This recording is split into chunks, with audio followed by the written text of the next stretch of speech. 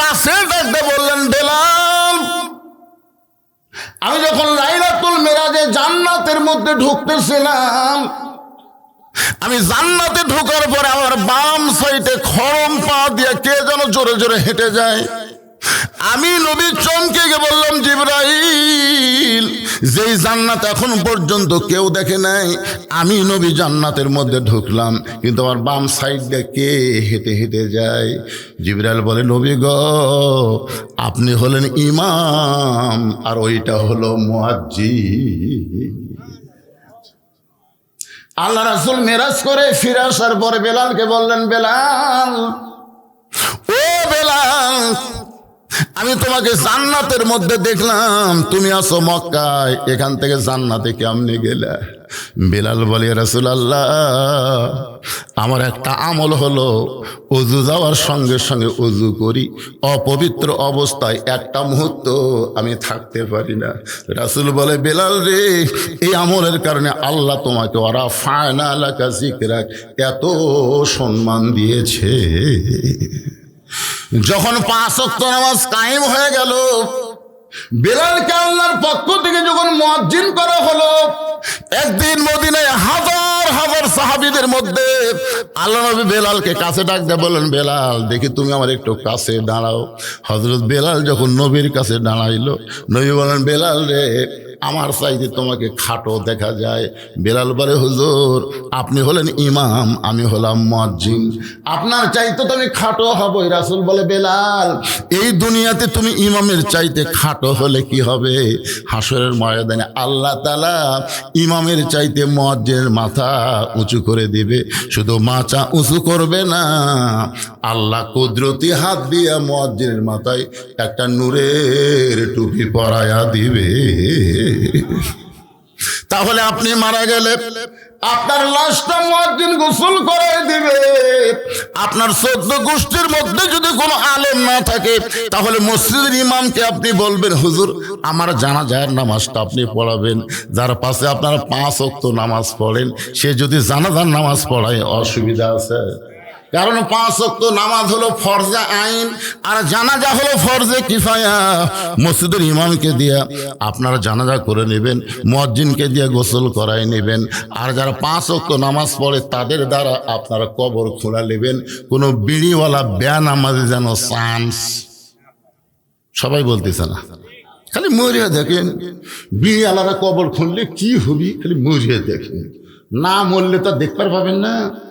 আমি আজকে লাইলাতুল বরাতে আপনাদেরকে সতর্ক করার জন্য বলে দিলাম।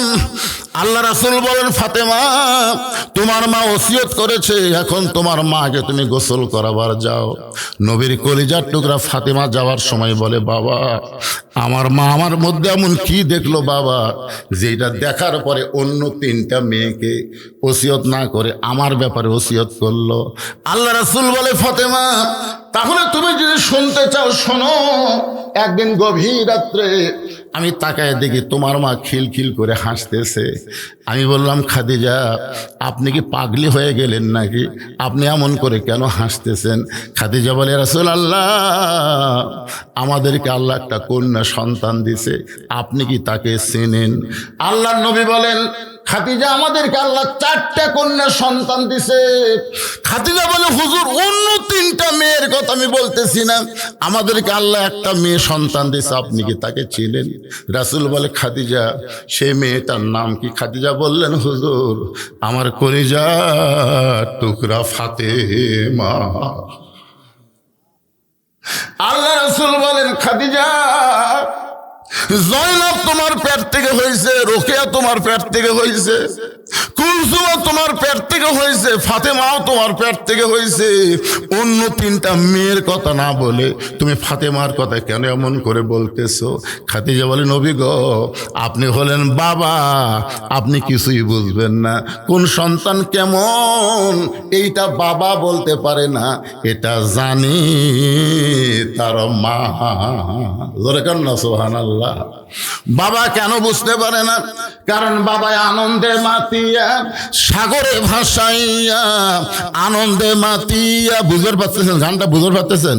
বাবা আনন্দে মাতিয়া, এটার নাম হলো সাগরে ভাসাইয়া, সেই যে চইলা যায় খবর লয় না, মাজন ধরিয়া উদরে কতই কষ্ট করে, মাজন ধরিয়া উদরে কতই যতন করে, 10 মাস পরে পায় প্রসবের বেদনা, এমন দরদি ভবে কেউ হবে না আমার মা গো।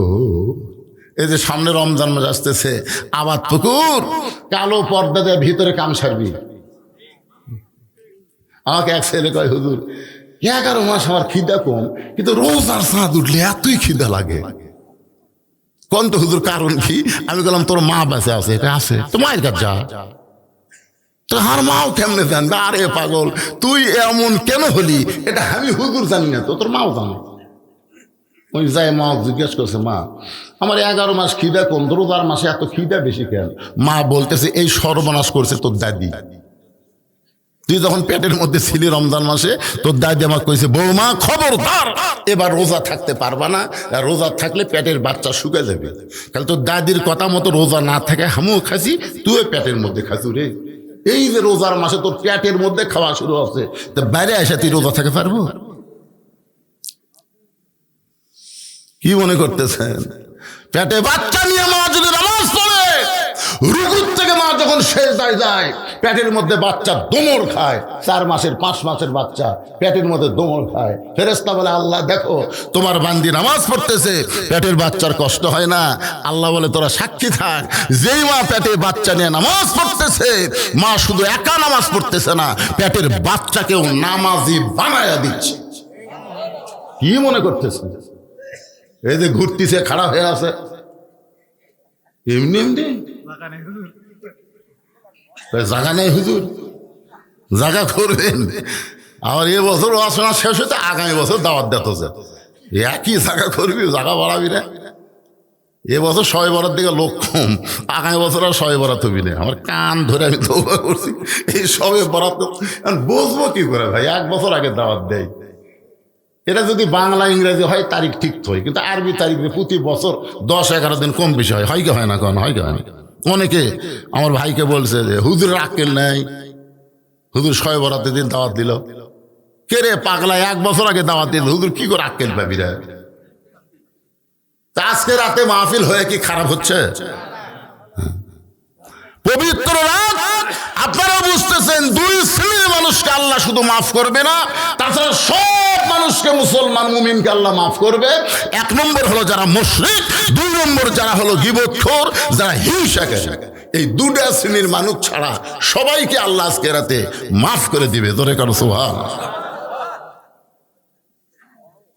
আল্লাহর বান্দার একটু মনোযোগ দিয়ে শুনবেন।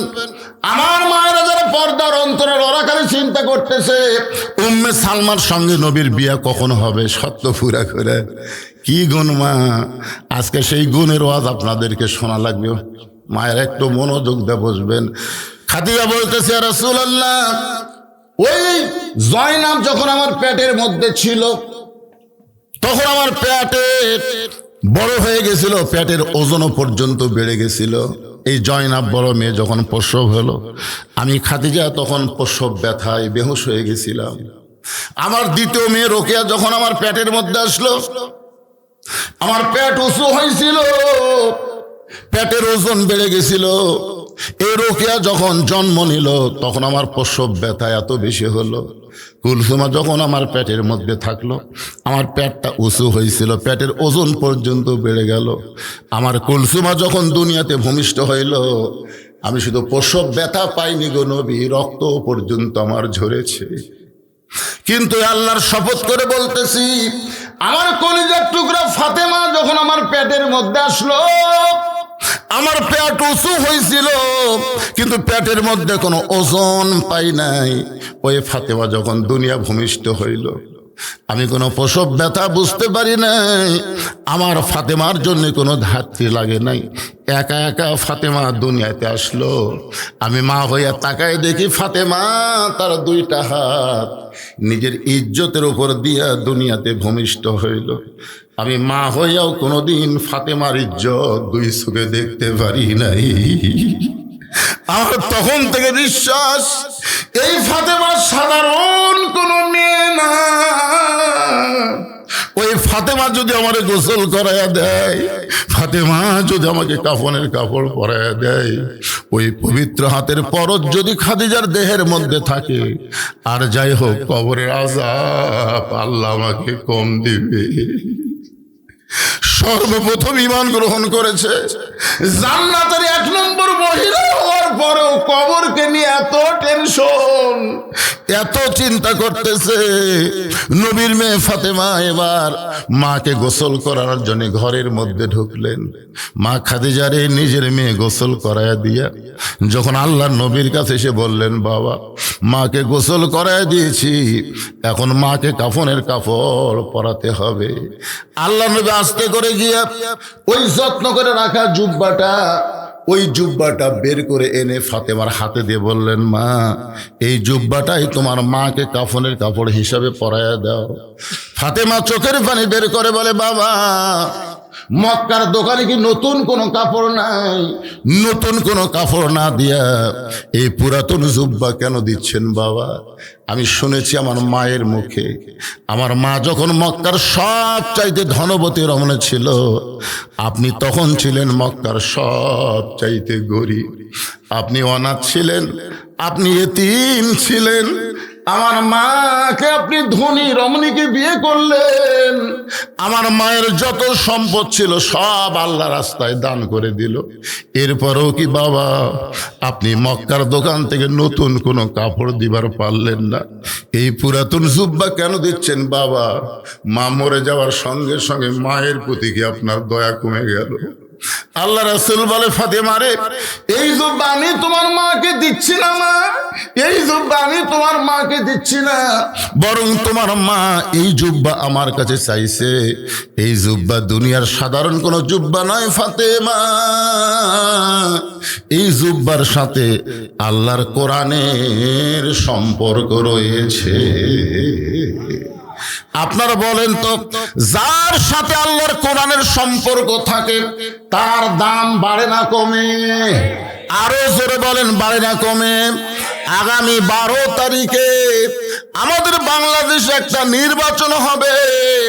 মানুষের আইন দিয়া আল্লাহর কোরআন দিয়ে একটা খেলা শুরু হবে। সেই খেলায় আমরা যদি কোরআনের সঙ্গে থাকতে পারি, তাহলে আল্লাহ দুনিয়াতে আমাদের দাম বেড়ে দিবে, আখিরাতেও আমাদের দাম বাড়াবে। কারা কারা আল্লাহর কোরআনের সঙ্গে সম্পর্ক করতে চান, 2টা হাত তুলে আমার আল্লাহরে দেখান। লিল্লাহি হাত নামান। এখানে অনেকে চিন্তা করতে, হুজুর আমি বিএমপি করি, আমি আওয়ামী লীগ করি, আমি এই করি, আমি সেই করি। বিএমপির ভাইয়ের আপনারা জানেন না, বিএমপির যিনি প্রতিষ্ঠাতা তিনাকে যখন হত্যা করা হলো ওই চিটাঙ্গের সার্কিট হাউসে, হত্যা করার পরে আপনারা অনেকেই জানেন না, তার কাছে একটা ব্রিফকেস পড়েছিল। সবাই মনে করেছিল ব্রিফকেসের মধ্যে অনেক ডলার আছে, অস্ত্রপাতি থাকতে পারে, ব্যাংকের চেক থাকতে পারে, না জানি কি অমূল্য সম্পদ আছে দুনিয়াবি। এইটা মনে করে চিটাগাঙ্গে ব্রিফকেস খোলে নাই।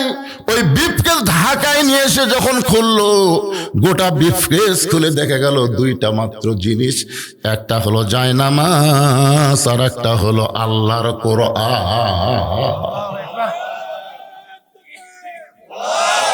একটা হলো জায়নামাজ, একটা হলো কোরআন। শহীদ প্রেসিডেন্ট জিয়াউর রহমান যে কত বড় আল্লাহর ওলি ছিল, তিনি ধর্ম নিরপেক্ষতাকে কবর দিয়া বিসমিল্লাহির রহমান রহিম দিয়া সংবিধানের শুরু করলো। ইসলামী মূল্যবোধের সরকারকে গঠন করে সর্বদলীয় একটা দল সৃষ্টি করলো। জোরে কোন কথা বল না কেন ভাইজান? তার স্ত্রী বেগম দিয়ে গোটা পৃথিবীর ভিতরে এখন পর্যন্ত যত জানাজা হয়েছে, বেগম জিয়ার মতন মানুষ কারো জানাজাত হয় নাই, শহীদ জিয়ারও হয়েছে, তখন মিডিয়া ছিল না, মানুষ এত প্রচার পায় নাই, কিন্তু বেগম জিয়ার জানাজায় এত মানুষ হলো, আলেম ওলামা হলো। অনেকে হিসাব করে বলেছে 2 থেকে 2.5 লক্ষ আলেম পর্যন্ত তার জানাজায় সামিল হয়েছিল। এটা কেন হয়েছে ভাই? কারণ যতদিন তিনি ছিলেন ক্ষমতার চেয়ারে, আল্লাহ দিয়েছিল কোন আলেমদের হাতে কোনোদিন তিনি হাত করা পড়ান নাই, তিনি আলেমদের সম্মান করেছেন। তাই বলবো বিএনপি করো আর যেই দলই করো, আমরা কোরআনের মাহফিলে এসেছি, এই কোরআন শুধু ওয়াজ শোনার জন্য না, বাস্তবে আল্লাহর কোরআনকে আমরা গ্রহণ করতে চাই। জোরে বলেন কথা ঠিক কি না? কোরআনের সঙ্গে সম্পর্ক রাখলে তার দাম বাড়ে না কমে? একই গাছের কাঠ দিয়া 3টা জিনিস বানাইছে, একই গাছের কাঠ দিয়া 3টা জিনিস বানাইছে। একটা হলো সোফা, একটা হলো খাট, আর একটা হলো রেহাল। একই গাছের কাঠ দিয়া 3টা জিনিস বানালো, একটা সোফা, একটা খাট, একটা রেহাল। আপনারা বলেন তো, খাটের সাথে মানুষের সম্পর্ক, খাটের দাম বাড়বে না? সোফার সাথে মানুষের সম্পর্ক, সোফারও দাম বাড়বে না? কিন্তু রেহালের সাথে আল্লাহর কোরআনের সম্পর্ক, যার কারণে রেহালের দাম আল্লাহ বাড়াইয়া দিল। এরকম তাকের উপরে কোরআন শরীফ আছে রেহালে, বুঝছেন? কাঠের রেহালের উপর কি আছে? কিন্তু কোরআন শরীফ লিবার যে হঠাৎ ভুল বসে তো রেহাল পায়ের কাছে পড়ছে, ইচ্ছা করে ফালাইনি, ভুল বসত পড়ছে, ওই রেহালক তুলে 3বার চুমা খাচ্ছে। রেহাল বলতেছে, কে রে খাট, এ সোফা, একই গাছের মধ্যেই তো আমরা 3 জন। আমি পায়ের কাছে পড়ে গেছি, আমাক তুলে 3বার চুমা খেলো, তোরকে 2 জনের খবর কি? খাট বলতেছে, ভাই আমাকে লাত্তানার জন্যই বানাচ্ছে রে। সোফা বলতেছে, আমার লাত্তি খাওয়ার জন্য। তাহলে কি বুঝলেন? মানুষের সাথে সম্পর্ক রাখা যাবে না, মানুষের আইন মানা যাবে না, মানুষের সংবিধান গ্রহণ করা যাবে না, আল্লাহর কোরআনের সাথে সম্পর্ক রাখতে হবে। জোরে বলেন কথা ঠিক? মনে করেন না হুজুর একটা দলের ওয়াজ করতেছে, দলের কিরে, আমরা মুসলমান, কথা কন না কেন? আপনাকে এই যাত্রাপুর মসজিদে এই গ্রামে বিএনপি থাকতে পারে, আওয়ামী লীগ থাকতে পারে, জাতীয় পার্টি থাকতে পারে, জামাত থাকতে পারে, তাবলীগ থাকতে পারে না? কিন্তু মুয়াজ্জিন আযান দিলে যারা নামাজ পড়ে, তারা কি আলাদা আলাদা মসজিদ খোঁজে না একই মসজিদে যায়? আমি তো নিজের চোখে দেখছি, আওয়ামী লীগ, বিএনপি, জাতীয় পার্টি সবাই কাঁধের সাথে কাঁধ মিলাই কাতার সোজা করতেছে। যদি ভুল বশত আওয়ামী লীগ 4 আঙ্গুল সামনে যায়, বিএনপি হাত ধরে টান দেয়। কি কাতার জিনিস না? আপনারা কোন তো কোনোদিন আওয়ামী লীগ রাগ করবে টান্ডুকেরা?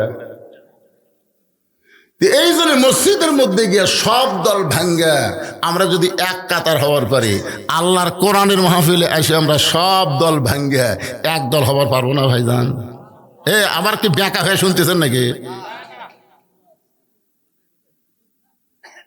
এতগুলো মরদ মানুষ কথা হয় না, খালি মেয়ে মানুষ শুনবার চলে চিল্লা উঠলো। আমাকে এলাকায় 2 দল মানুষ খুবই আস্তে কথা কয়। এক দল হলো মেয়ে মানুষ, জোরে কথা কইলে পর্দার খেলাপ হয়। আর এক দল হলো চোর, এই চোরেরা জোরে কথা কয় না, ধরা পড়ার ভয়। তা আমার সামনে কি মেয়ে মানুষ আছে? আমার সামনে কি চোর বসে আছে? তাহলে আস্তে কন কেন? এবার একটা স্লোগান দেওয়া লাগবে, দেখি আপনারা কি রকম সাজে আছেন। গলা খাকারে দেন। আগে স্লোগান দেওয়ার আগে আয়াতটা তেলাওয়াত করব, বুঝছেন? আয়াত ছাড়া আবার স্লোগান দিলে কেউ হুজুর এটা পালো কুটি। আয়াতটা হলো, অনুনাজ্জিলু মিনাল কুরআনি মা হুয়া শিফাউ ওয়া রাহমাতুল লিল মুমিনিন।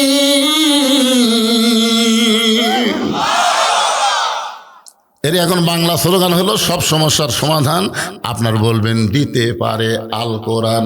সব সমস্যার সমাধান এর চাইতে জোরে পারবেন না। কে রে যারা খাড়া হয়ে আছে, তোমরা কি দিবা না? তোমরা দিচ্ছ? মাশাআল্লাহ, সবাই দিবে। সব সমস্যার সমাধান আল কোরআনের আলো, লিল্লাহি তাকবীর, সুবহানাল্লাহ। এক তাকবীরে শয়তান এলাকা ছেড়ে চলে গেছে, আর তকবীর ওয়ালার জন্য আল্লাহ জান্নাতের দরজা খুলে ধরেছে। সালামুন আলাইকুম তিবতুম ফাদখুলুহা খালিদিন। আল্লাহ নবী বললেন, ফাতেমা এই জুব্বা দুনিয়ার সাধারণ কোনো জুব্বা নয় মা, এই জুব্বার সঙ্গে আল্লাহর কোরআনের সম্পর্ক রয়েছে। এই জুব্বা আমি দেইনি মা, তো আমার কাছে চাইছে। ফাতেমার সঙ্গে সঙ্গে জুব্বাখানা নিয়ে, এই জুব্বাখানা নিয়ে সামনে সামনে হাঁটতেছে, আর আল্লাহর নবী পিছনে পিছনে হাঁটতেছে। আল্লাহ কোরআনে বলেছেন, আমার নবী যখন রাস্তা চলবে তখন নবীর সামনে কেউ যাবার পারবে না। আমার নবী যখন কথা বলবে, নবীর কথা শেষ না হলে কেউ নবীর মুখের উপর কথা বলতে পারবে। কথা কয় না কেন? এটাকে আমার কথা না, আল্লাহর কোরআনের কথা। তাহলে ফাতেমার সামনে সামনে, আল্লাহর নবী পিছনে পিছনে হাঁটতেছে। ফাতেমা এই জুব্বা নিয়ে খাদিজার ঘরে ঢোকার জন্য সামনে সামনে, আর নবী পিছনে পিছনে হাঁটতেছে। এখানে কি আল্লাহর নবী ইচ্ছা করে কোরআনের আইনকে অমান্য করলো নাকি? যে মেয়েরে সামনে দিয়া নবী পিছনে পিছনে হাঁটার কারণ হলো, একদিন হাজারো সাহাবীর মধ্যে আল্লাহ রাসূল বললেন, তখন হাসান আর হোসাইন নবীর দুই ধারে বসেছিল। নবীর সবসময় দুই ধারে যে দুইটা নাতি বসে থাকতো তাদের নাম কি? হাসান হোসেন দুই ধারে বসে আছে। এমন সময় আল্লাহ নবী সাহাবীদের বলতেছে, রে আমার সাহাবীরা, আমার বড় মেয়ের নাম হলো জয়নাব, আমার মেজো মেয়ের নাম হলো রোকেয়া, আমার ছোট মেয়ের নাম হলো কুলসুমা। রে সাহাবীরা, আমার বড় মেয়ের নাম হলো জয়নাব, আমার মেজো মেয়ের নাম হলো রোকেয়া, আমার ছোট মেয়ের নাম হলো কুলসুমা। সাহাবীরা সবাই চিন্তা করতেছে, নবীর মুখের উপর তো কথা বলা যাবে না, নবীর যে আর একটা মেয়ে আছে, নবী সেই মেয়ের কথা বলতেছে না। নবী তৃতীয়বার যখন বলতেছে, আমার বড় মেয়ের নাম হলো জয়নাব, আমার দ্বিতীয় মেয়ের নাম হলো রোকেয়া, আমার তৃতীয় মেয়ের নাম হলো কুলসুমা, সঙ্গে সঙ্গে হাসান হোসেন দুই ভাই বলতেছে, সজাই আমাদের মা গরিব বলে আমাদের মায়ের কথা নানার মনে নাই। নানা তিনবার তিনটা মেয়ের কথা বলে, কিন্তু আমাদের মা গরিব বলে আমাদের মায়ের কথা কয় না ভাই। আমরা আর এখানে থাকবো না। হাসান হোসেন গলা ধরে দুইজন যখন যাবার চাই, নবী দুইজনের হাত ধরে টান দিয়া বুকের মধ্যে দিয়ে কপালে আর গালে চুমা খায়, বলে, ভাই রে, তোদের মা ফাতেমা আমারও মা। সমস্ত সাহাবেরা বলে, ইয়া রাসূলুল্লাহ, ফাতেমা আপনার মা কেমনে হয়? ফাতেমা তো আপনার মেয়ে, তাহলে মা কেমনে হয়? রাসূল বললেন, তাহলে শোনো, ওই তাইফের ময়দান থেকে রক্তমাখা শরীর নিয়ে আমি যখন মক্কা ফিরে আসলাম, ওই বছর আমার চাচা আবু তালেব দুনিয়ার থেকে বিদায় নিয়েছে। ওই বছর আমার দরদের বিবি খাদিজাও দুনিয়ার থেকে বিদায় নিয়েছে। আমার রক্তমাখা শরীর নিয়ে আমি যখন ঘরের মধ্যে বসেছিলাম, এমন সময় আমার তিনটা মেয়ে জয়নাব আর রোকেয়া কুলসুমা, এরা তিনজন ঘরের মধ্যে ঢুকে বলতেছে, বাবা, রক্তাক্ত হয়ে তায়েফ থেকে আপনি মক্কায় ফিরে আসলেন, বাবা, এই কষ্ট আপনি কেমনে সহ্য করবেন? আমরা নিষেধ করেছিলাম তায়েফে যাবেন না, এরপরও তায়েফে গেলেন। তায়েফের মানুষ ভালো না বাবা, এত পাথর মারলেই কষ্ট কেমনে সহ্য করবেন? রাসূল বলেন, সাহাবীরা রে, এভাবে কথা বলে তিনটা মেয়ে যখন আমার ঘর থেকে বের হয়ে যায়, এমন সময় সবচাইতে ছোট মেয়ে কলিজার টুকরা ফাতেমা ঘরের মধ্যে ঢুকি দরজা বন্ধ করে দেয়। যেই দরজা বন্ধ করে চাই, বললাম, ফাতেমা তুমি কেন দরজা বন্ধ করলা? ফাতেমা বলে, বাবা, মুসা নবীর জন্য আল্লাহ সাগরকে রাস্তা বানায় দেয়, ইব্রাহিম নবীর জন্য আল্লাহ নমরুদের আগুনকে শান্তির বাগান বানায় দেয়, আর আমার বাবার জন্য আল্লাহ তাইফের পাথর তুলা বানাবার পারে না। ও বাবা, আমি মায়ের মুখে শুনেছি, আপনি যখন মায়ের পেটে ছিলেন তখন আপনার বাবা মারা গেছে। আপনার যখন 6 বছর বয়স তখন আপনার মা মারা গেছে। বাবা, আমি মনে করেছিলাম আল্লাহ আপনাকে দেখবার পারে, কিন্তু আজকে দেখতেছি আপনি তো আপনার কাজে যাননি বাবা, আপনি তো আল্লাহর কলেমার দাওয়াত নিয়ে তায়েফে গেলেন। তাহলে আল্লাহর কাজ করতে গিয়ে আল্লাহ আর আমি বসে আছে, আর আমার বাবার দেহ রক্তাক্ত হয়ে গেছে, আমার কলিজা দিয়ে রক্ত ঝরতেছে। রাসূল বলে, সাহাবীরা রে, ফাতেমা যখন বলতেছে আমার কলিজা দিয়ে রক্ত ঝরতেছে, হঠাৎ ঘর থেকে পাগলির মতন বের হয়ে যায়। আমি তাকাই দেখি উঠানি উনানি পানি গরম করে জয়তুনের তেল গরম করতেছে।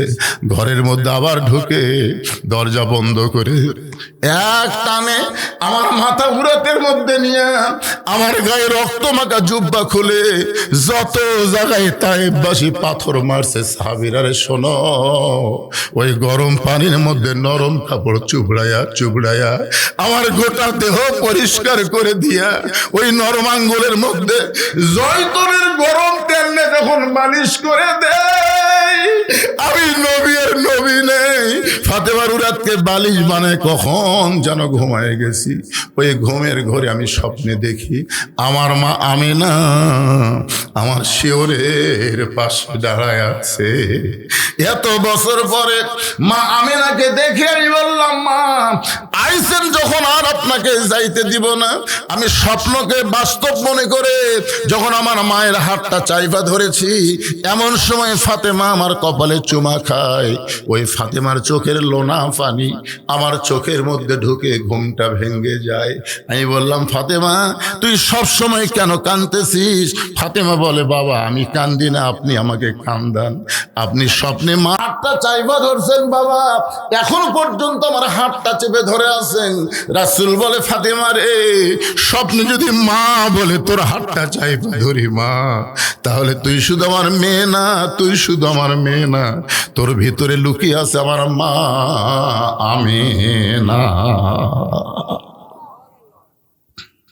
শুধুমাত্র মায়ের সম্মান করে ফাতেমারে সামনে সামনে আল্লাহর নবী পিছনে পিছনে হাঁটতেছে। খাদিজার ঘরের মধ্যে ফাতেমা জুব্বা নিয়ে যেই মাত্র ঢুকলো, সঙ্গে সঙ্গে আল্লাহর নবী দরজা বন্ধ করে দিয়েছে। নবী যখন দরজা বন্ধ করে দিল, ওই জুব্বাখানা ফাতেমা খাদিজাকে পরানোর পরে যেই মাত্র দরজা খোলে, নবী তাকায় দেখে ফাতেমা মুস্কি মুস্কি হাসতেছে। ফাতেমার মুখের হাসি দেখে আল্লাহর নবী চমকে গিয়ে বললেন, ফাতেমা কানতে কানতে জুব্বা কাফন পরানোর জন্য মায়ের ঘরে ঢুকলি মা, কিন্তু হাসতে হাসতে তুই কেন দরজা খুললি? ফাতেমা বলতেছে, বাবা কানতে কানতে কেন ঢুকলাম আপনি জানেন, হাসতে হাসতে কেন বের হলাম আপনি জানেন। আল্লাহ রাসূল বলে, ফাতেমা কানতে কানতে তুই ঢুকলি আমি জানি, কারণ মেয়ে তার মাকে কাফনের কাপড় পরাবে, অবশ্যই কানবে, কিন্তু হাসতে হাসতে দরজা খুললি মা, এটা আমি নবীও জানি না। ফাতেমা বললেন, বাবা আমি মনে করেছিলাম আপনি বাহিরেও জানেন ভিতরেও জানেন। রাসূল বলে, ফাতেমা তুই কেন হাসতে হাসতে দরজা খুললি? আমি নবী জানি না। ফাতেমা বলতেছে, বাবা আপনি কি জানবার চান? নবী বলতেছে, অবশ্যই জানতে চাই। আমার কলিজার টুকরা ফাতেমা হাসতে হাসতে কেন দরজা খুললো জানতে চাই। ফাতেমা বললেন, তাহলে আপনি বসেন, আমি হাসতে হাসতে কেন দরজা খুললাম আমি মেয়ে হইয়া বাবাকে জানাবার চাই। ধরে কর সুবহানাল্লাহ। সঙ্গে সঙ্গে আল্লাহ নবী বসে গেলেন। ফাতেমা কি কারণে হাসতে হাসতে দরজা খুললেন?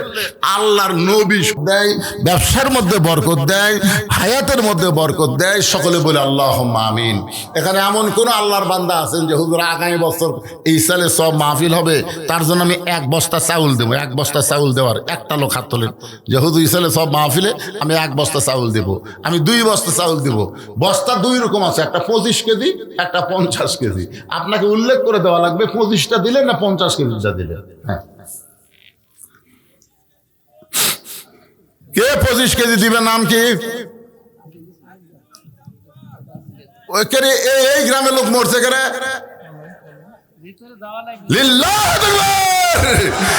আজিজুল ইসলাম দামুয়া থেকে এসে 25 কেজির 1 বস্তা ধরে বলেন মারহাবা লিল্লাহি তাকবীর। আপনাকে যাত্রাপুর চাচা নবী বসে আছে, চাচা নবী বসে আছে, এখন ওটাই চলবে না তো? হায় হায় কি কথা কয় চাচা, আজকে লাইলাতুল বরাতের রাত একটু কষ্ট করে বসে থাকেন, নবী যেটি বসে আছে।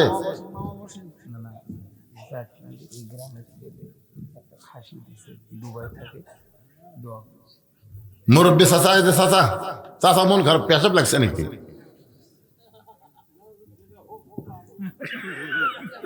আল্লাহ আমার এই বাপজান চাচার সমস্ত রূপ এই কোরআনকে মহব্বত করার জন্য যেন আল্লাহ ভালো করে দেয়। জোরে কান আমিন। আল্লাহ কোরআনকে নাজিল করেছে মুমিনদের যাবতীয় রোগের শেফা এবং রহমত স্বরূপ। দুবাই থাকে, নাম কি? এই খাসি কে দিল? দুবাই প্রবাসী জাকির হোসেন এই গ্রামের সন্তান ইসালে সাহাবে একটা খাসি, জোরে বলেন মারহাবা। খাসির একটা দামের পরিমাণ বললে ভালো হতো রে। কোন খাসি দিলে আসবি? ল্যাট পেটা খাসি দিলে কাম হবে না ভাই। 10 টাকা, এইবার বোঝা গেল মোটামুটি 10 থেকে 12,000 টাকার একটা খাসি। কি খুশি না বেজার? হ্যাঁ, মান্নান বন তৈরের আব্দুল মান্নান 500 টাকা দান করবে। আল্লাহ মান্নানের দানকে আল্লাহ দিয়ে দিছে। সেটা আমার হাতত দেওয়া লাগবে রে পাগলা, এটি দেওয়া লাগবে না, টেস্ট ফাঁকা হয়ে আসবে। যারা নগদ দিবার পারবেন না আগামী বছর মাহফিলের আগ দিয়ে দিবেন, এরকম লোকেরাও বাকি লেখা দিবেন। কাগজ কলম আছে ভাইজানের, কাগজ কলম। আচ্ছা ঠিক আছে। এই যে আব্দুল মান্নানের 500 টাকা পাওয়া গেল। যাদের বাপ মা কবরে গেছে, যাদের বাপ মা কবরে গেছে, আজকে লাইলাতুল বরাতে বাপ মার কবরকে জান্নাত বানানোর জন্য এই মাহফিল একটা কোরআন শরীফ বাবদ, একটা কোরআন শরীফ বাবদ 500 টাকা দান করবেন। একটা কোরআন দান করার সওয়াব আল্লাহ আপনার বাপ মার কবরে দিয়ে দিবে। পৃথিবীর শ্রেষ্ঠ দান কোরআন বাবদ দান। কোরআন শরীফ বাবদ 500 টাকা দিবেন লগদ। এই কোরআন শরীফ কিন্তু বাকি বিক্রি হবে না, এরা লগদে লগদে আসেন। আল্লাহর বান্দা যাদের বাপ মা কবরে গেছে, মাশাআল্লাহ মাশাআল্লাহ, বাপ মা মারা গেছে, 2 জনে মারা গেছে। আরে কি ছেলে মানুষ, 2 জন বাপ মা 2 জনে মারা গেছে। বাপ মার রুহের মাগফিরাতে কোরআন শরীফ বাবদ 500 টাকা দান করেছে। আল্লাহ বাপ মার কবরকে জান্নাতের টুকরা বানায় দেন। জোরে বলে আমিন। লগদ গুলো লেখার দরকার নাই, লগদ লেখার দরকার নাই, খালি বাকি গুলো আপনারা লিখবেন। এই নগদ দেওয়ার 500 টাকার লোক নাই, একটা কোরআন শরীফ দান করার সব আল্লাহ আপনার বাপ মা দাদাদের কবর দিবে। লাইলাতুল বরাত ফজিলতের রাত দান করবেন, কত সব হবে জানেন? মাশাআল্লাহ। কি নাম বাপ জানেন? তুমি না চাউল দিলে?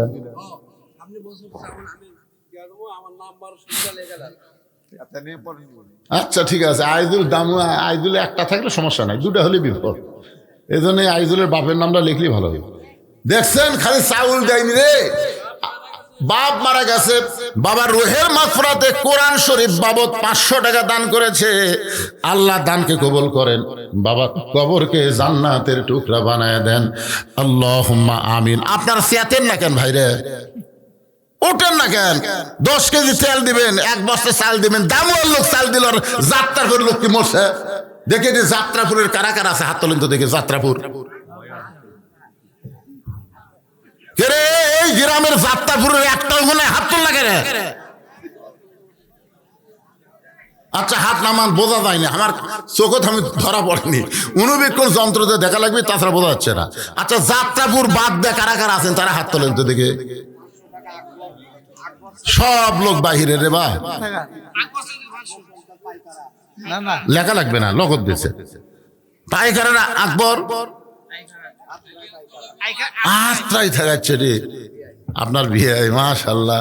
তো বিয়ে যদি দেয় আপনি কি দিলেন? দেন বিয়ে দিয়েছে, বিয়ে বিয়ে ছোট। ওটা কি বেটার দিক দেয় না বেটির দিক দেয়? আপনাদের পর্ব পরে। আচ্ছা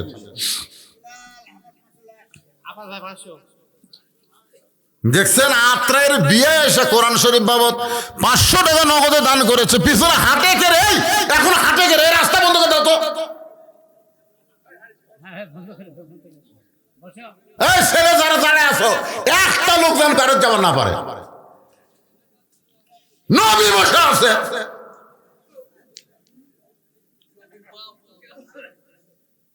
কি কথা রে বারে। আল্লাহ নবী বসে আছে, ফাতেমা হাসতে হাসতে দরজা খুললো কেন? শোনার জন্য। আর আপনার নবীর উম্মত হয়ে কি বেদব হলো? আজকে রাতের দিকে খেয়াল করবেন না, এই রাত কি সাধারণ রাত? ভাইজান একটু খুশি খুশি বলেন ভাই। নগদ যদি না পারেন বাকি 1000 2000 কারা কার দেবেন একটু লিখে দেন তো। 10 কেজি তেল দেওয়ার কোনো লোক নাই যে হুজুর আগামী বছর হিসাবে সব আমি 10 কেজি তেল দেবো? একটা লোক হাত তোলেন। কোন সাইটে দেওয়া? নাম কি? ময়না নাম কি? কো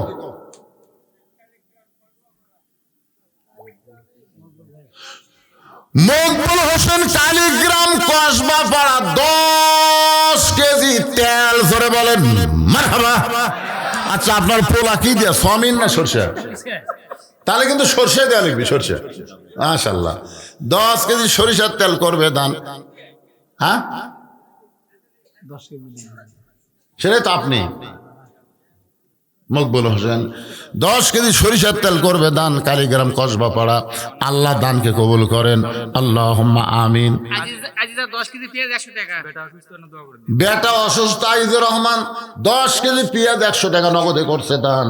আমরা দোয়া করে দিলাম আল্লাহ বেটাকে যেন সুস্থতা দান করে, জোরে কোন আমিন। সবাই বলে আল্লাহুম্মা আমিন। দেন, আপনাদের মধ্যে 10 কেজি 20 কেজি পেঁয়াজ দেওয়ার লোক নাই? আজিজেরই দোকান আছে তো, সব নেবেন ওর কাছ থেকে। এই গ্রামে আজকে মাহফিল শুনবার আছেন, এই গ্রামে শ্বশুর বাড়ি একটা জামাই আছেন? আপনাদের মধ্যে কি একটা জামাই আছে? দেখেন তো, একটা জামাই। শ্বশুরের গ্রামে ওয়াজ শুনবার আছেন, একটা জামাইও মাহফিল আসেননি।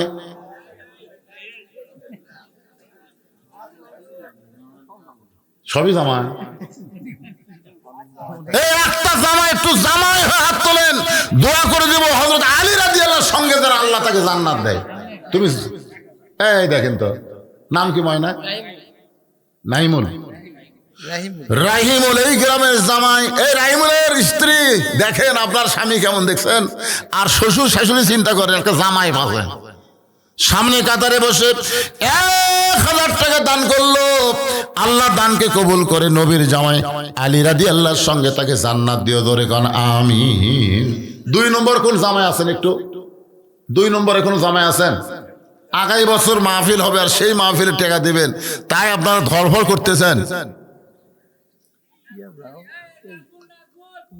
ওটা কোন গ্রামের? কি দিবি বাবা? আপনি কি দিলেন? নাজমুল কি দিলেন?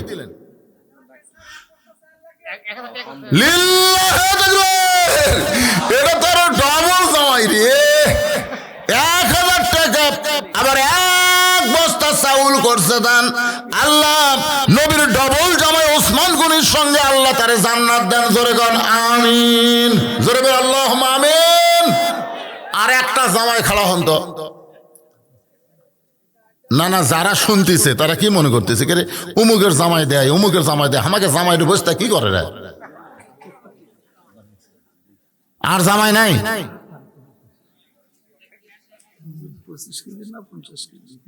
এই যে জামাই, আপনি যে 1 বস্তা চাউল দিলেন, নাকি 25 না 50 বাবা? মা, এটা আরো খুশি রে বারে, নগদে 1000 টাকা। এ ছোট মোটো বস্তা না, 50 কেজির 1 বস্তা, ধরে গান মারহাবা লিল্লাহ। তোমার শ্বশুরের নাম কও? সাজ্জাদ। বাসে আছে না মরে গেছে? সাজ্জাদ। কি শ্বশুর জামাই পাশে রে।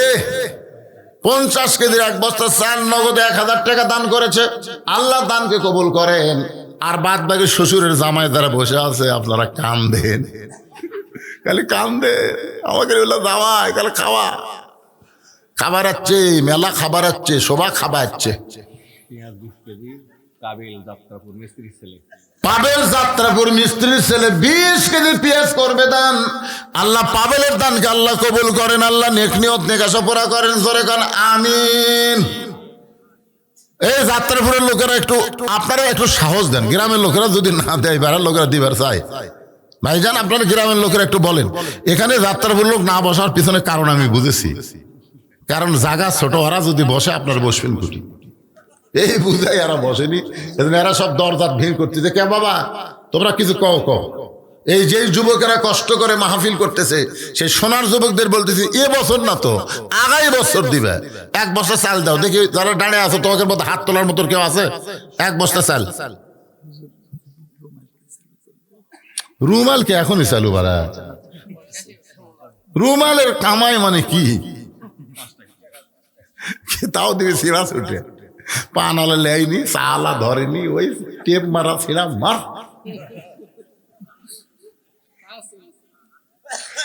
আল্লাহ কোরআনে বলেছেন যে মানুষ এরকম ফাঁকি দিবে, সেদিন আল্লাহ বলেছে লান তানালুল বিররা হাত্তা তুনফিকু মিম্মা তুহিব্বুন। তোমার পকেটে যে কয়টা টাকা আছে না, তার মধ্যে যেই টাকা তুমি বেশি মহব্বত করো ওটা তুমি দাও। এখন যদি 100 টাকা লোড থাকে, 500 টাকা লোড থাকে, 200 টাকা লোড থাকে, আপনি কোনটা তিনটার মধ্যে কোনটার উপর মহব্বত বেশি? কথা কয় না। ওই 500 দিলে আল্লাহ কবুল করবি, 500 সাইড করে তুই 100 দেন, আল্লাহকে আমার টাকাও পড়েনি, তোর টাকার দরকার আমার। কারণ আমাদের কাছে যা কিছু আছে সব কে দিছে? আরো জোরে বলেন। আবাদ পুকুর এলাকায় প্রথম যখন আমি ওয়াজ করতে আসতেছিলাম, আপনাদের অনেকের মনে আছে অনেকের মনে নাই, একটা ভাঙ্গা মোটর সাইকেল দিয়ে ভাই, তখন তো রাতের বেলা যাওয়ার পারতেছিলাম না, সকালবেলা আমি যাচ্ছিলাম। তবে দাওয়াত দেওয়ার আগে শর্ত দিচ্ছিলাম, সকালে আমার মোটর সাইকেল চালু হয় না, কমপক্ষে 200-300 গজ ঠেলা লাগবে, ঠেলা পারিস তো দাওয়াত। তখন ওই সকালে বিদায় নেবো, মুড়ি টুড়ি মাকে খিলে আমার কয় হুজুর এখন আপনি যাবেন? কি করো ভাই এখন যাই। তখন ওরা 2-3 জন হাত পিছনে ঠেলে, হুন্ডে ঠেলে, ঠেলতে ঠেলতে 2-1 দিন চালু হয় না, এতই ঠান্ডা হয়ে গেছে, চালু যখন হয় না তখন কি এই ভাঙ্গা হুন্ডা লাগ দাওয়াত দিয়ে যাবি না রে, আর হুন্ডা ঠেলতেই কাম সারা। আর যদি চালু হয় ভট ভট ভট চালু হয়। আমি সেই সময় থেকে ওয়াজ করতেছি, বুঝলেন? আমি সারা জীবন যত টাকা কামাই করছি, যারা দাওয়াত দিবার যায় তারা যায় নিজের চোখে দেখে আসে।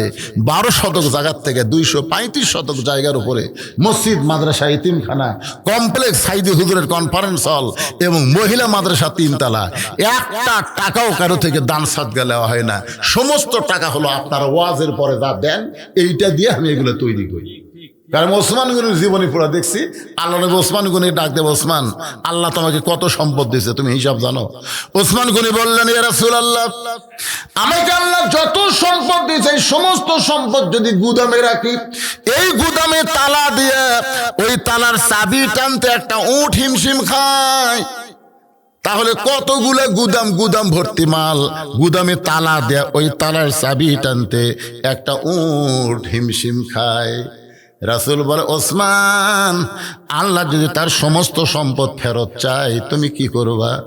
এই কথা শোনার সঙ্গে সঙ্গে ওসমান গনি মারছে দৌড়। সাহাবীরা বলতেছে, রাসূল আল্লাহ, এই কথা শুনে ওসমান গনি দৌড় মারলো ভয়ে না কি জন্য? রাসূল বলে, তদন্ত না করে কোনো কথা বলা যাবে না।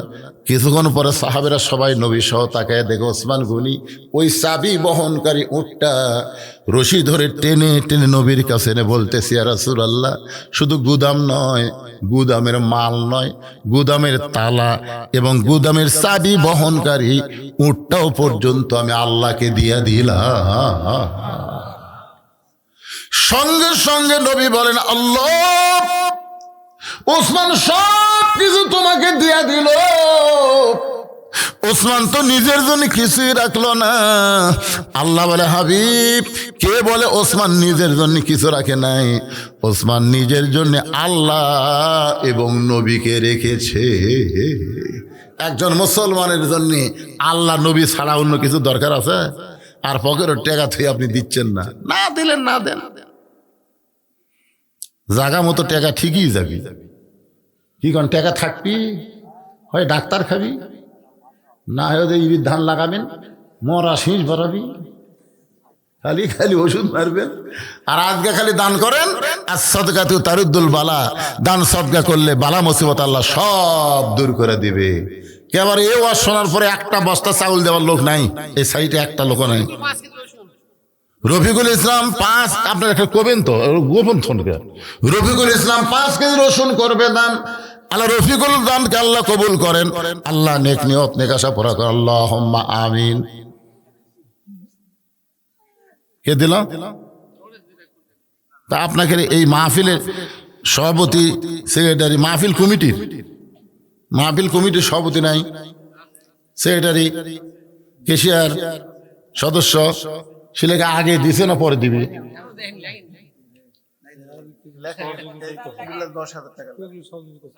তো তাহলে চাওয়ার দরকার কি? তুমি আবার দিবে? ও আচ্ছা। মুজাফফর বাড়ি কোন জায়গা হয় না? এই যাত্রাপুরের মুজাফফর কেবল স্মৃতিছে, ঈদের সামনে বসে আছে, মানে কি যে বুঝতে। 1 বস্তা চাউল 25 কেজি, জোরে বলেন মারহাবা। হ্যাঁ, তো আমার ভাই বলতেছে এই এই যাদের নাম বললাম সভাপতি সেক্রেটারি কেশিয়ার সদস্য এনাকে সাহায্যই তো হয়, তো এনারা দিয়েই যদি হয় তাহলে বাইরের লোকের থেকে টাকা চাওয়ার দরকার কি? পারবেন না আপনারা প্রতি বছর বাপ মায়ের রোহের মাগফিরাতের জন্য একটা ইসালে সব মাহফিল করতে আপনারা পারবেন না? এই গ্রামে বহু ইঞ্জিনিয়ার বহু ধনী লোক আছে, ইচ্ছা করলে কিছুই না ভাই জান। এই গ্রামে কোনো প্রবাসী নাই, এই গ্রামে কোনো প্রবাসী নাই। একটা প্রবাসীর বাপ ভাই চেতে রাখে রে, এরা বাইরে কি কষ্টে আছে, খালি দান করেন দোয়া করে দেব আল্লাহ এই লাইলাতুল বরাতের রজনীর ওসিলায় প্রবাসী যারা আছে তাদের শরীরকে আল্লাহ যেন ভালো রাখে, কামায় যেন আল্লাহ বেশি বেশি বরকত দিয়ে দেয়। কি কোন আজকে দোয়া আল্লাহ কবুল করবে না? হ্যাঁ, এই গ্রামের জামাই ভুট্টু। কে বাবা ভুট্টু, তোমার ভালো নাম কি ময়না? ভুট্টু করে ডাকে। এই গ্রামের জামাই ভুট্টু মিয়া 50 কেজি চালের একটা বস্তা জোরে বলেন মারহাবা। হ্যাঁ, এখন এই মাহফিল কমিটির ছেলেদেরকে বলবো তোমরা ব্যাগ এখন ভেতর দাও, যাও 10 টাকা 20 টাকা 50 টাকা 100 টাকা যিনি যা পারবে আল্লাহর হস্তে দান করবেন। দানকারী গো পিতা মাতা সুখে রাইকো কবরে, নূরের টুপি পরা ইয়া উঠাবেন রোজ হাসরে।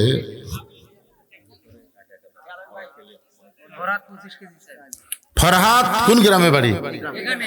এই গ্রামের ফরহাদ 25 কেজি চাউল করবে দান, 1 বস্তা চাউল দান করবে। আল্লাহ ফরহাদের দানকে আল্লাহ আপনি কবুল করেন। ওনার জামাই 1000 টাকা দান করবে। আল্লাহ জামাই শ্বশুর মেয়েরা দান করলো, শ্বশুর 1 বস্তা চাল আর জামাই 1000 টাকা। এই ছেলে বেলে দৌড়াদৌড়ি করিস না বাবা, টাকা লিয়া তারপর লড়ে তো সবাই দেন 10 টাকা 20 টাকা 50 টাকা। আজকে পবিত্র রাত ভাই যান, এ রাতের দিকে খেয়াল করেন, ভাগ্য রজনী পবিত্র রাতে সবাই দান করবেন, দান থেকে মাহরুম হবেন না। অল্প হোক বেশি হোক যা পারবেন দিয়ে দিবেন। আমার মায়েরা যারা পর্দার অন্তরে বসে আছেন, মা আপনাদের কাছে আদায় হবে, মায়েদের কাছে আদায় কি করবে রে? মায়েরা দান করবে বেশি, ওখানে লোক আছে। আমার মায়ের বিশ্বস্ত লোক পাঠাবেন, আমার টাকালে আর একদিকে যেন না যায়। আমার মায়েরা আল্লাহর রাস্তায় আপনারাও দান করবেন। আজকের পবিত্র রাতে বাপমা যাদের মারা গেছে, বাপমা রোহের মাগফিরাতে ইমান আলী 25 কেজি চাল করবে দান। ইমান আলীর দানকে আল্লাহ আপনি কবুল করেন, আল্লাহুম্মা আমিন। লিল্লাহি আকবার। আজকের মাহফিলের সম্মানিত সভাপতি সাহেব 10,000 টাকা ধরে বলেন মারহাবা। এটা মাহফিলের সভাপতি না মাহফিল কমিটির? মানে 2 কমিটির আপনি। আজকে মাহফিলের সভাপতি আপনি না, আবার এই যে মাহফিল কমিটি তার, আপনি কি দিচ্ছেন? আপনি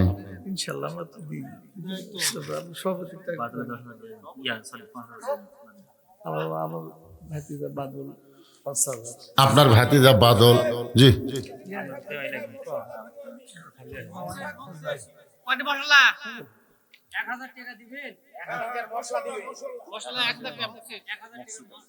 ওনার বাড়ি তো বিদেশি করছে। ও আপনার ছেলে বিদেশে আছে? কোন দেশে আছে বাবা?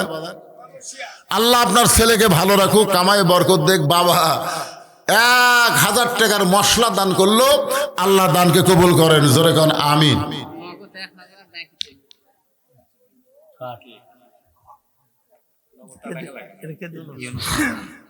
নগদ 1000 2000 বাকি 3000 নগদ 1000 দেন। হ্যাঁ, নগদ থেকে এটা দেন। ইউনুস আলী নগদ 1000, আগামী বছরের বাকিতে 3000 টাকা করছে দান। ইউনুস আলীর দানকে আল্লাহ আপনি কবুল করেন, আল্লাহুম্মা আমিন। কে যেন দিল 5000 টাকা, সেটা করেন না? বাদল এই গ্রামেরই নাকি? এই পিছনে বাড়ি বাদল আমার ভাইজানের ভাতিজা যদি 5000 দেয়, চাচা কি দেওয়া লাগবে ওরা আন্দাজ করেই হয়ে যাবে। ভাতিজা 5000 টাকা দান করেছে। বাদলের দানকে আল্লাহ আপনি কবুল করেন, আল্লাহুম্মা আমিন। কি কন তার নাম কন? আগামীবার যত লবণ লাগবে বাবা জামাই এই প্যাকেট লবণ দিও, এই গরু খাওয়া দান দিও না। গরু খাওয়া লবণের মধ্যে বালু বেশি থাকে, ও দরকার নাই। আগামী বছরের তবারক পাকাতে যত লবণ লাগবে এই গ্রামের একটা জামাই দান করবে আল্লাহ। সে জামাইয়ের নাম কি? জালাল জামাইয়ের দানকে আল্লাহ আপনি কবুল করেন, আল্লাহুম্মা আমিন। আগামী বছর যত হলুদ লাগবে, হলুদ হলুদ দেওয়ার একটা লোক নাই যে হুজুর তবারক পাকাতে যা হলুদ লাগবে আমি সব দিয়ে দেবো। একটা লোক দাঁড়ান, হলুদ হলুদ হলুদ। হাত তুলবার চা তোলে না, তুলবার চা তোলে না।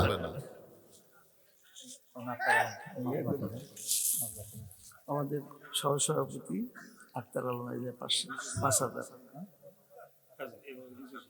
বিলাল বিশেষ অতিথি যারা কাছাকাছি আছে, ওনার নাম রাখি আক্তার আলম। আক্তার আলম আজকের মাহফিলের সম্মানিত বিশেষ অতিথি সাহেব 5,000 টাকা ধরে বলেন মারহাবা। কে রে, হলুদ দেওয়ার একটা লোক নাই? কে কে কে নাম? কি নাম বাবা?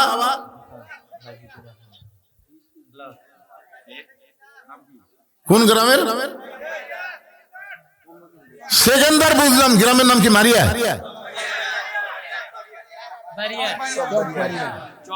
চকবাড়িয়ার সেকেন্দার।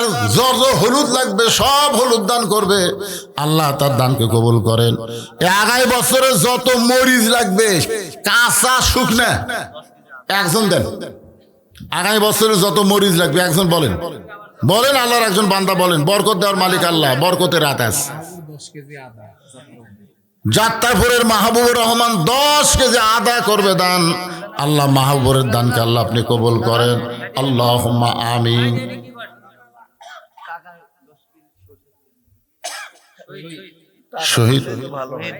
শহীদ 10 কেজি সরিষার তেল করবে দান। আল্লাহ শহীদের যাত্রাপুরের শহীদের দানকে আল্লাহ আপনি কবুল করেন, আল্লাহুম্মা আমিন।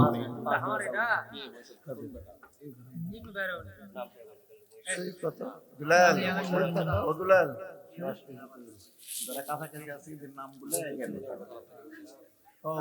ইউনুসের নাম বলো। এতক্ষণ ধরে আদায় করা যাবে না তো, ইউনুস শামসুল, তাড়াতাড়ি নাম বলে ফেলো।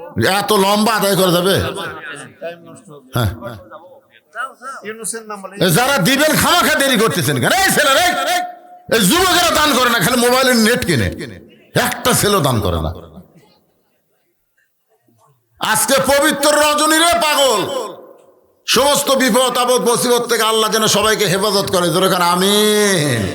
একটু জিকির করেন লা ইলাহা ইল্লাল্লাহ, জোরে লা ইলাহা ইল্লাল্লাহ, লা ইলাহা ইল্লাল্লাহ, লা ইলাহা ইল্লাল্লাহ, লা ইলাহা ইল্লাল্লাহ, লা ইলাহা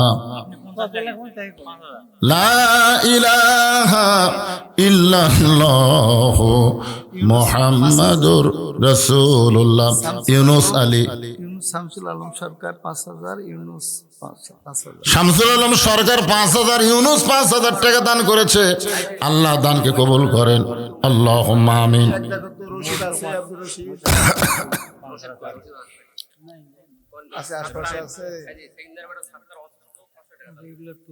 আচ্ছা ঠিক আছে, এগুলো সব আপনার লেখেন। আর আদায়ের জন্য আমি বলবো না, এখন টানা ওয়াজ করা লাগবে কিছুক্ষণ। এই বাবা তোমরা আবার ক্যামেরা চালু করে দাও, আর আদায় শেষ। হ্যাঁ চালু করে দাও, কারণ এমন এক জায়গা নবী বসে আছে। ফাতেমা হাসতে হাসতে দরজা খুলেছে। ফাতেমা বলতেছে বাবা, হাসতে হাসতে দরজা খোলার কারণ হলো আপনার জুব্বা নিয়ে যখন আমার মাকে পড়াতে গেছি, আমার মাকে যখন জুব্বা পরাতে গেছি, এমন সময় ইয়ানজুরু বিনুরিল্লাহ, আমি নূরের চোখে তাকায় দেখি আমার মায়ের শরীরে আল্লাহ তাআলা জান্নাতের পোশাক পরায়া দিছে। আনোয়ার হোসেন যাত্রাপুর প্রবাসী আর কি 10,000। আনোয়ার হোসেন যাত্রাপুর প্রবাসী 10,000 টাকা দান করবে। আল্লাহ তার দানকে কবুল করেন। আল্লাহ নেক নিয়ত নেক আশা পরাক, আল্লাহুম্মা আমিন। সঙ্গে সঙ্গে আল্লাহ নবী বসা অবস্থায় মাটিতে এরকম একটা থাবা দিয়া চিৎকার করে কান্না করলেন।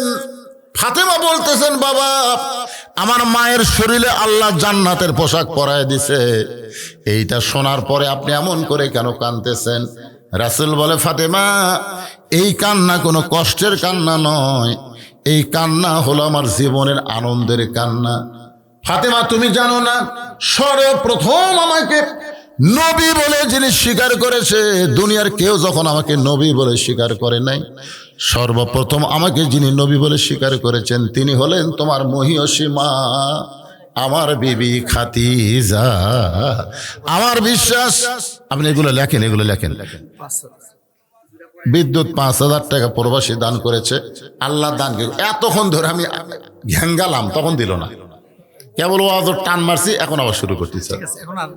আপনাকে লেখাথন, সমান লেখাথন দেখি, একটু মনোযোগ দেন। আল্লাহ রাসূল বলতেছেন, ফাতেমা, সর্বপ্রথম আমাকে নবী বলে যিনি স্বীকার করেছে তিনি হলেন তোমার মা, আমার বিবি।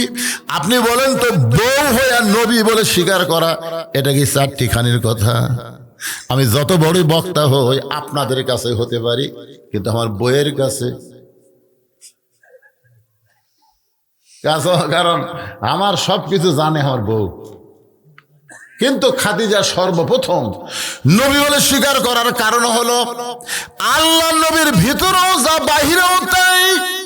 এই কারণে আল্লাহ বলেছেন, লাকাদ কানা লাকুম ফি রাসূলিল্লাহি উসওয়াতুন হাসানাহ। সফলতা যদি অর্জন করতে চাও, দুনিয়ার সব নেতারে বাদ দিয়া মোহাম্মদ রাসূলকে তোমাদের আদর্শের নেতা হিসাবে গ্রহণ করে না। আমার নেতা, তোমার নেতা। যাই বলবার চাচ্ছেন না, মুখত করছেন না, মরিয়া দেখেন। আছেন আমার মুক্তার, আছেন আমার ব্যারিস্টার, শেষ বিচারের হাইকোর্টেতে তিনি আমায় করবেন পার। আমি পাপী, তিনি জামিনদার। আল্লাহ যখন হাকিম হয়ে আমাকে আসামি বানায় বিচার শুরু করবেন, ওই সময় আমাদের নবী উকিল হয়ে, ব্যারিস্টার হয়ে আল্লাহর কাছে আমাদের পক্ষে উকালতি করে আমাদেরকে সুপারিশ করে জান্নাতে পৌঁছায়া দিবে। সেই নবীকে নেতা বলতে কি শরম লাগতেছে?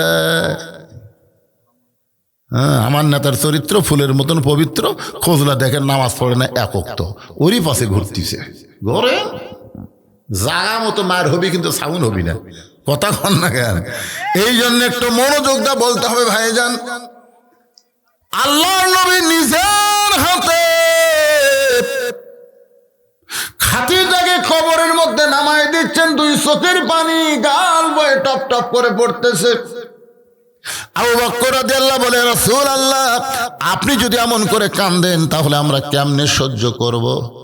রাসূল বলে, আবু বকর, এই খাদিজাকে কবরে নামানোর সময় আমার বারবার অনেক কথা মনে হয়। কতদিন, কত রাত্রেবেলা কলেমার দাওয়াত দিবার বাড়ি থেকে বের হয়ে গেছি।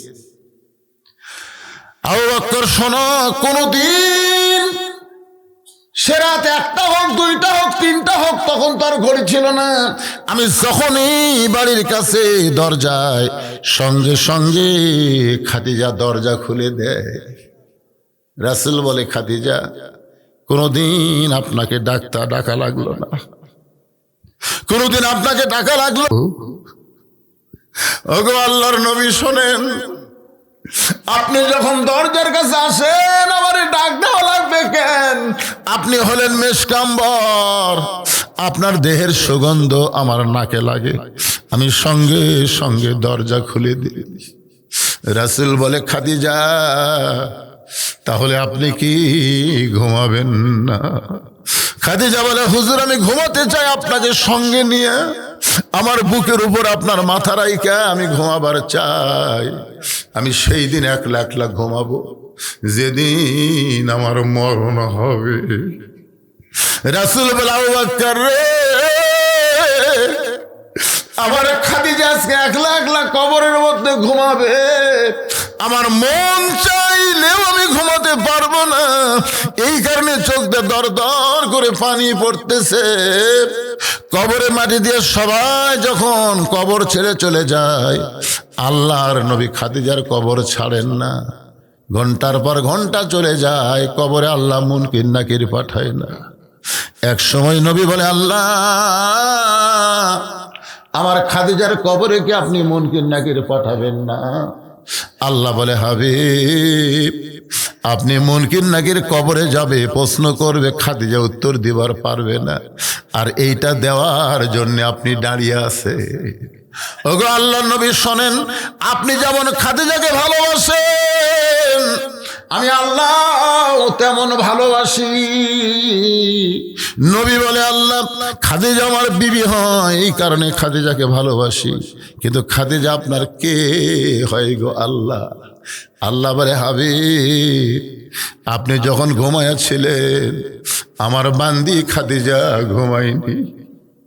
আপনি নবী ঘুমায় গেছিলেন কিন্তু আমার বান্দি খাদিজা ঘুমায়নি। ওই অন্ধকার কবরকে স্মরণ করে খাদিজা চোখের পানি বের করে কেঁদেছে।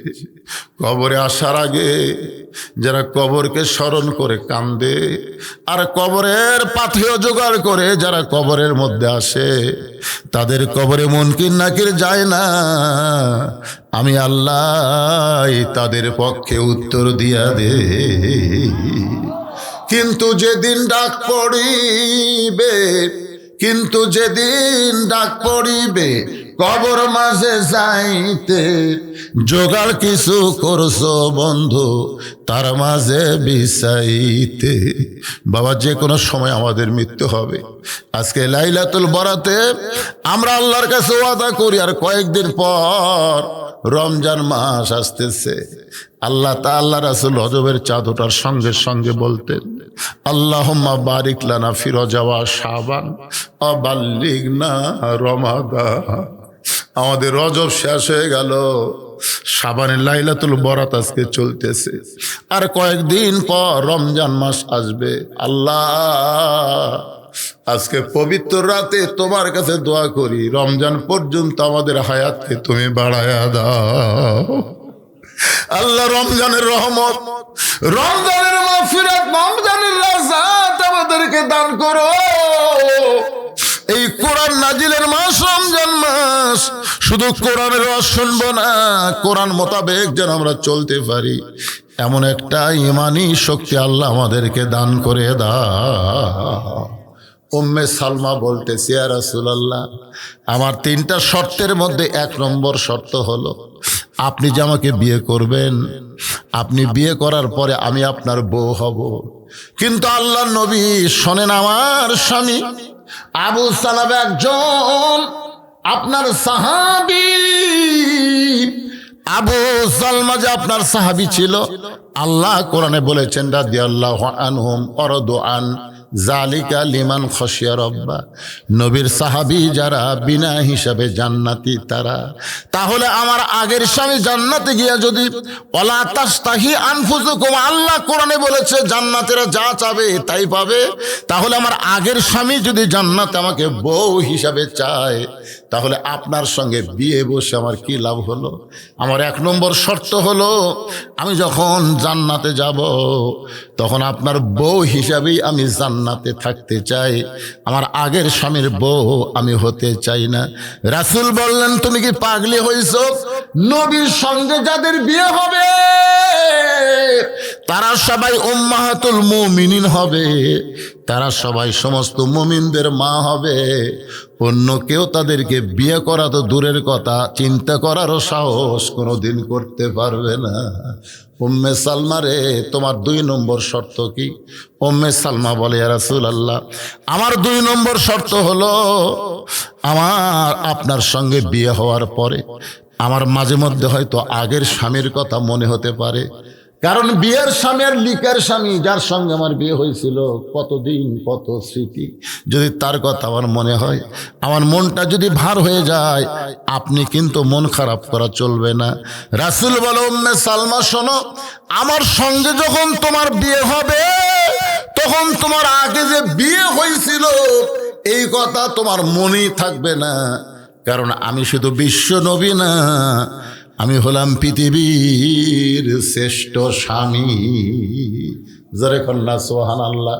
উম্মে সালমা বলে, ইয়া রাসূলুল্লাহ, আমার 3 নম্বর শর্ত হলো আগেকার স্বামীর পক্ষের একটা সন্তান আমার ঘরে রয়েছে। এই আমার সন্তান আপনার সঙ্গে বিয়ে হওয়ার পর এতিম হয়ে যাবে, তারা দেখাশোনা করবে কে? কারণ তার বাপ মারা গেছে, এখন মায়ের কাছে থাকে। কিন্তু আমার বিয়ে যখন আপনার সঙ্গে হবে, তখন আমার সন্তানের দায়িত্ব কে নিবে? রাসূল বললেন, আলাম ইয়াজিদিকা ইয়াতীমান ফাআওয়া। উম্মে সালমা রে, এতিমদের যে কত কষ্ট, এটা আমি নবীর চাইতে কেউ ভালো বোঝে না। রে উম্মে সালমা শোনো, আমার সঙ্গে যখন তোমার বিয়ে হবে, তোমার আগেরকার পক্ষের সন্তানের দায়িত্ব নিয়ে আমি বাবার দয়া দিয়ে লালন পালন করব। উম্মে সালমা বলে, ইয়া রাসূলুল্লাহ, তাহলে আপনার সঙ্গে বিয়ে বসতে আমার আর কোনো আপত্তি নাই। উম্মে সালমার সঙ্গে নবীর বিয়ে হবে, কিন্তু আমাদের প্রশ্ন হলো, উম্মে সালমার মধ্যে এমন কি গুণ আছে যে গুণের কারণে নবী তাকে বিয়ে করতে বাধ্য হয়ে গেল? উম্মে সালমার ভিতরে গুণটা কিছু না, গুণটা হলো উম্মে সালমার স্বামীর। যখন আল্লাহ নবী মক্কা থেকে মদিনায় হিজরত করতেছিল, তখন উম্মে সালমার স্বামী বলে, ইয়া রাসূলুল্লাহ, আমি আপনার সঙ্গে মদিনায় যাবার চাই। আল্লাহ রাসূল বললেন, তোমার বউ, তোমার সন্তান ধনী ঘরে লালন পালন হচ্ছে, তোমার বউকে তোমার শ্বশুর শাশুড়ি যাবার দিবে না। এখন তুমি একা আমার সঙ্গে মদিনায় গেলে তোমার কি বউ সন্তানের কথা মনে হবে না? সাহাবী কান্দার বলে, নবী গো, এই কলিজা চিরে যদি আপনাকে দেখাতে পারতাম, তাহলে দেখতে পারতেন আমার কলিজার মধ্যে লা ইলাহা ইল্লাল্লাহ মুহাম্মদ রাসূলুল্লাহ ছাড়ার কারো জায়গা নাই। আল্লাহ রাসূল উম্মে সালমার স্বামীকে নিয়ে মদিনায় হিজরত করলেন। মদিনায় হিজরত করার পরে মদিনার আবহাওয়া তার সহ্য হয় নাই, এক সময় অসুস্থ হয়ে পড়ে গেল। অসুস্থ অবস্থায় নবীকে বলতেছি, ইয়া রাসূলুল্লাহ, আমার বউ সন্তান রয়েছে মক্কায়, আমি মদিনায় অসুস্থ হয়ে গেলাম, হয়তো একদিন আমার বউ সন্তান মক্কা থেকে মদিনায় আসবে, আসার পরে যদি দেখে আমি দুনিয়া থেকে বিদায় হয়ে গেছি, ওগো নবী, আমার যে অবস্থা, আমি মনে হয় আর বাঁচব না।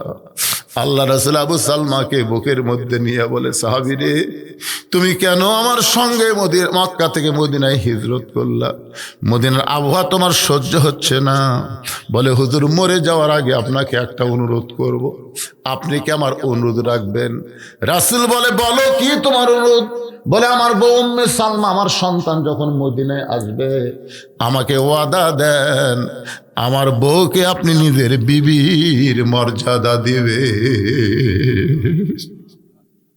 উম্মে সালমাকে রাসূল বলতেছে, রে উম্মে সালমা, তোমাকে বিয়ে করার জন্য আমি পাগল হইনি রে, কিন্তু তোমার মৃত স্বামীর কাছে আমি ওয়াদাবদ্ধ হয়েছিলাম, এই কারণেই তোমাকে আমার বিবি হিসাবে সম্মান দিয়ে দিলাম।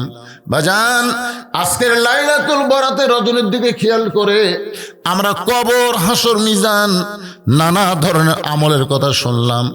আমরা এখান থেকে বাড়িতে যাব, বাড়িতে যাওয়ার পরে আমরা তাহাজ্জুদের নামাজ আদায় করব। তাহাজ্জুদের নামাজ আদায় করে কিছু সময় জিকির আজকার করব, আমরা কোরআন শরীফ তেলাওয়াত করব। ফজরের নামাজ আল্লাহ যেন জামাতের সঙ্গে আদায় করার তৌফিক দেয়, ধরে কোন আমিন। এখন বলেন তো, তাহলে কি আজকের মাহফিল এই তারিখে হওয়া ক্ষতি হয়েছে? আল্লাহ যেন লাভবান হিসাবে কবুল করে। সকলে বলে আল্লাহুম্মা আমিন। ইস্তিগফার করে, আস্তাগফিরুল্লাহ রব্বি মিন কুল্লি জামবি ওয়া আতুবু ইলাই, আস্তাগফিরুল্লাহ রব্বি মিন কুল্লি জামবি ওয়া আতুবু ইলাই, লা হাওলা ওয়ালা কুওয়াতা ইল্লা বিল্লাহিল আলিয়্যিল আযীম। সভাপতি সাহেব, ভাইজান কি বলবেন আপনি? আচ্ছা, জি জি জি, এটা একটু চালু করে দেবো।